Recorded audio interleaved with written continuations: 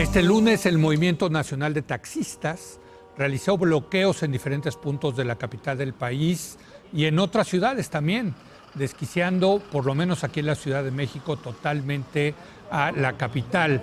Se manifestaron también en 28 estados de la República, rechazando el servicio de transporte particular por medio de aplicaciones digitales como Uber, Cabify, Didi. Argumentan que los gobiernos locales están protegiendo a las aplicaciones extranjeras, afectando a 700,000 taxistas a nivel nacional. Y para hablar de este caso le doy bienvenida a Eduardo Guerrero, nuestro analista en materia de seguridad, pero que también se ha metido a este tema y ayer escribió un artículo muy interesante en el periódico El Financiero. Eduardo, buenas noches, ¿cómo estás? ¿Qué tal, Leo? Oye, pues revisé los argumentos tanto de los taxistas como de las aplicaciones y parecería que hay dos lados de la moneda. O sea, los taxistas dicen que hay una competencia desleal y los de Uber o los de Didi o de Cabify dicen, no, bueno, pues aquí hay una disrupción tecnológica que se vale, que así es la tecnología, y bueno, pues los taxistas más bien se tienen que adaptar a la nueva realidad, ¿no? Así es. Pues mira, la verdad es que desde que llegaron estas aplicaciones han tenido cada vez más popularidad, tanto en términos de usuarios como en términos de conductores. Mucha gente, Leo, que tiene problemas de desempleo o que quiere trabajar unas horitas extras y sacarse una lana, un estudiante, un hombre jubilado, pueden ir a hacer los exámenes a Uber o a cualquier otra empresa de redes de transporte, como se les llama, y darse de alta en la aplicación y pues, a partir de las 7 de la noche irse 3 horas a manejar y sacar un dinerito extra. ¿No? Amas de casa, lo mismo, etcétera. Entonces, a mí me han tocado varios. Ganando terreno esto. Sí. Y la verdad es que sí, pues ha afectado, me imagino, a los taxis, aunque los taxis tienen otro público distinto, de menores ingresos. Pero hay que decir que está la inseguridad, Leo, que hay en las ciudades, que también la gente ya prefiere gastar un poquito más y pedir un Uber, un Cabify, un Didi, para ir a que lo lleve, digamos, 6 cuadras adelante a la estación del Metrobús o del metro y ya de ahí tomar el metro y no arriesgarse en una zona oscura, en una zona peligrosa, a que lo vayan a asaltar o golpear, etcétera. Entonces, hay un tema de seguridad también en eso. Sí, eso, de hecho yo creo que es el tema fundamental por el que la gente ha decidido irse mudando gradualmente a las aplicaciones. Porque las aplicaciones lo que te aseguran, vaya, es seguridad. No quiero ser reiterativo, pero sabes quién es el chofer, claro, sabes cómo está calificado, puedes checar el coche, las placas. Así es, la ruta queda registrada por cualquier cosa. Exacto. ¿no? Entonces son mucho más, digamos, transparentes en términos de identidad, de comportamiento de la ruta de manejo, etcétera, para que si hay un problema, pues puedan ser denunciados. No Ahora, es lo mismo con los taxistas. Los taxistas se quejan de competencia desleal por varias cosas. Primero, que ellos tienen más requisitos, que les piden, que es más difícil sacar las placas, los permisos, las verificaciones, etcétera, que lo que tiene que hacer un coche como Uber o Didi o Cabify. Fíjate que en abril de este año el gobierno de la Ciudad de México anunció una serie de nuevas medidas tanto para los taxis como para las aplicaciones. Y la verdad es que la mano se la cargan mucho más a las aplicaciones. Déjame decirte, por ejemplo, lo siguiente. Se le está pidiendo a las empresas de redes de transporte que el vehículo tenga un valor mínimo de factura de 200,000 pesos. Eso ya va a cobrar vigencia en los siguientes meses. No hay tal requisito para los taxis, Leo. Hay antigüedad máxima de 10 años. Eso sí aplica tanto a taxis como a aplicaciones. Que el coche no tenga más de 10 años. Así es. Se pide que las apps, los automóviles de las apps tengan un sistema funcionando de aire acondicionado y también con bolsas de aire delanteras. Esto no se le pide a los taxis. También la validación vehicular de las apps va a tener un costo de 1,635 pesos contra 891 porque de ya los se taxistas. contempla un descuento para los taxistas y va a quedar casi en la mitad. Se le está pidiendo ahora a los que manejan Uber, Cabify, Didi que vayan a tener licencia tipo E en lugar de la B, que es la que se le pide a los taxistas, que también tiene un precio mucho mayor que la licencia B. Entonces, Leo, pues es un calvario aquí de trámites y de Pero sí hay una nuevos diferencia, pagos, ¿no, Eduardo? Que para ser taxista necesitas la placa de taxista, la famosa concesión. Exacto. Cosa que no necesitas en Uber. En Uber o Cabify o Didi, en las apps, puedes circular con una placa de particular. Exacto. El problema con las concesiones justamente es que su otorgamiento, Leo, ha sido de lo más opaco y discrecional. Ese es tu punto, que a mí me parece muy interesante, tu artículo de ayer. Así que tú es. dices, tampoco es que cualquier hijo de vecino puede apersonarse en la Secretaría de Movilidad aquí del Distrito Federal, de la Ciudad de México o de otros lados de la República y decir, quiero comprar una concesión. Así es. ¿No? Si tú, de hecho, te presentas en la Secretaría de Movilidad o en alguna oficina justamente que asigna las concesiones y pides los requisitos. Para unas placas de taxis, ¿no? Así es, no te los van a dar. Generalmente me puse a investigar cómo ha sido aquí el reparto y tiene que ver con una lógica, Leo, de camarilla política, de compadrazgo, digamos. Sí. ¿No? Porque pues se vuelve altamente apetitoso, digamos, para grupos políticos, para operadores de sindicatos como la CROC, la CTM, utilizar estas concesiones como un favor que le dan a personas que generan presión, como un trabajo de clientelismo político, digamos, para que generen presiones. De hecho, muchas veces entran taxistas piratas, han sido sistemáticamente regularizados con concesiones después de que también se movilizan y protestan, etcétera. Se les termina entregando concesiones y la mayor parte de las concesiones que han sido entregadas en la Ciudad de México han tenido esta lógica clientelar o de compadrazgo. Primero, ¿no?, con el PRI, luego con el PRD, y quiero suponer que ahora Morena va a estar involucrada en esto aquí en la Ciudad de México, ¿no? Así es. Entonces, realmente aquí los grandes beneficiarios no son los conductores de los taxis, Leo, son los dueños de las concesiones y los políticos corruptos que también cobran un moche, obviamente, para asignar, para entregar estas concesiones a taxistas. Tú ayer mencionabas en El Financiero, por ejemplo, el caso que es una locura en Quintana Roo. Cuando tú llegas al aeropuerto de Cancún, te cobran las perlas de la Virgen por un taxi y, por cierto, no hay Uber. Ahí sí no han logrado, ¿no?, bloquear a las aplicaciones. Sí, son monopolios. Es un monopolio. Pero ¿quién está detrás de las concesiones? Justamente la CROC y la CTM. Así es, pero también mencionas al exgobernador Roberto Borge, por ejemplo. Sí, claro. ¿No? Claro. Sí, no, y si tú te pones a rascarle también con la asignación de concesiones en varios estados del país, Leo, están concentradas en manos de muchos exgobernadores, por lo general son exgobernadores o exsecretarios de transporte o de movilidad de las entidades. ¿Se quedan con ellos? Están acaparadas. Por ejemplo, pongo también en el artículo el ejemplo del padrón de Nuevo León de taxis.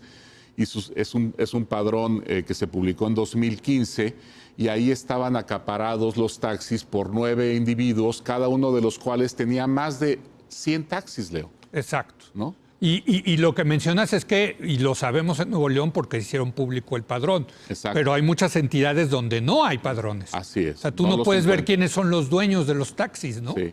Y justamente, Leo, en este punto, lo que mencionaba ayer la jefa de gobierno en la noche en un video que grabó, es que están muy descontentos. Ella un poco dice que han puesto orden, han combatido la corrupción en el tema de los taxis y que hay un grupo de taxistas y de concesionarios inconformes. Y ella menciona que solamente fue el 0.4% de los concesionarios los que protestaron ayer bloqueando las calles, sobre todo de Reforma y Santa Fe. Porque están empezando a hacer un trabajo muy interesante de ver, digamos, el vínculo entre la placa y la identidad del conductor, ¿no? Para que no puedan los taxis también ser utilizados por otras personas o en labores ajenas al transporte de pasajeros. Entonces, este combate a la corrupción también en materia de trámites, etcétera, parece, según la jefa de gobierno, hecho enojar a un grupo de taxistas que son los que ahora están protestando, ¿no? Y yo escuchaba ayer a Andrés Layud, nuestro excompañero aquí de La Hora de Opinar, que ahora es secretario de Movilidad, que decía que los nuevos trámites se hacen vía digital para evitar los intermediarios, los coyotes. El coyotaje, exacto. A mí me parece muy bien. Sí, yo creo que es posible que esté sucediendo eso. Yo veo una actitud muy distinta a la jefa de gobierno ahora frente a los taxis, mucho más, digamos, distante, severa, rigurosa que hace unos meses, en donde pues se anunciaron estas medidas en abril que te comento y en donde claramente estaba tomando un favoritismo, digamos, hacia el taxi frente a las figuras de las apps, ¿no? Ahora, otra de las críticas que hacen los taxis de competencia desleal es que un taxi que toma un pasaje en la Ciudad de México y lo deja en el Estado de México no puede cargar ahí en el Estado de México pasaje, sino que tiene que regresar a la Ciudad de México, cosa que no hacen los de las apps, sí pueden tomar en diferentes municipios, estados del país, ¿no? Pues mira, yo creo que ese tipo de cosas, por ejemplo, sí son muy como negociables. Sí. Y yo creo que ahí sí puede haber acuerdos, ¿no? Que los taxistas también puedan. Claro, yo no veo mayor problema en eso, ¿no? Pero todos los del Estado de México se van a quejar y bueno, va a ser. Pues mira, es que no todos los viajes cruzas fronteras de entidad federativa. Es una cuestión aleatoria. Si te toca, pues ¿por qué habría que poner problemas con eso? Yo creo que... Porque está regulado por estados, ¿no? Ese es el tema. Exacto, ¿no? pero también podría regularse los viajes interestatales, Desde digamos, luego. ¿no? Y otro tener tema, mayor flexibilidad. Otro tema es que un taxi de la Ciudad de México no puede entrar a los aeropuertos, al aeropuerto de la Ciudad de México a cargar, ¿no?, pasaje, y en cambio los Uber sí pueden. Pues mira, yo creo que en ese punto es donde se va a concentrar la negociación del próximo lunes. Quedaron en reunirse en la Secretaría de Gobernación el próximo lunes 14 para discutir este tema, y entre digamos, en la orden del día que se anunció, este va a ser un tema central, regularizar los operativos en los aeropuertos. Yo creo que van a ser mucho más estrictos para tratar de que los Ubers no den servicio en los aeropuertos, pero pues yo lo veo muy difícil. Muy difícil. Bueno, ¿y qué va a acabar pasando? Pues que va a haber corrupción, que va a haber simulación, ¿no? La verdad, funcionan muy bien los Ubers, y ahí también los taxistas de los aeropuertos también están enojados con eso, ¿no? Así es. Los que tienen la concesión de taxis de aeropuerto, ¿no? Ahora, la otra discusión, Leo, de la legalidad de las apps, etcétera, yo veo ese asunto perdido. O sea, las apps están contempladas como permisionarios, no concesionarios. Es la diferencia en la figura jurídica, digamos, bajo la cual ellos operan. Y además ya ha habido hasta resoluciones de la Suprema Corte en cómo deben operar y qué cosas no pueden restringirse para las apps. Por ejemplo, varios estados, entre ellos Colima, sacaron hace meses regulaciones en donde se regulaba, por ejemplo, el número de vehículos que podrían tener estas empresas precios de los automóviles, etcétera, y la Suprema Corte, o por ejemplo, que no podían cobrar en efectivo, y la Suprema Corte ahí resolvió, Leo, que eso es anticonstitucional, que es discriminatorio, y prohibió este tipo de restricción. A nivel nacional. Bueno, la resolución fue para el caso de Colima, pero pues dado que es la Suprema Corte la que está tomando la decisión, es algo que tiene validez nacional. Te lo pregunto porque hay ciudades como Nueva York donde se les exige a los coches de las apps tener licencias de taxi para regular precisamente la oferta. O sea, el gobierno dice, yo no puedo que cualquier hijo de vecino tenga estos servicios porque me van a saturar las vías públicas y se van a pelear por el pasaje, ¿no? ¿Cuál es tu postura ahí al respecto? ¿Te refieres a las licencias o a las placas? A las placas. O sea, digamos, el gobierno regula la oferta para que no se sature la vía pública. Pero es muy difícil que el gobierno tome ahí decisiones como discrecionales cuando son justamente estas aplicaciones en base a tecnología las que te van diciendo horas Pico, claro, en donde es importante que salgan más Ubers, digamos, en donde se incremente la oferta para bajar el precio de los viajes, ¿no? Sí.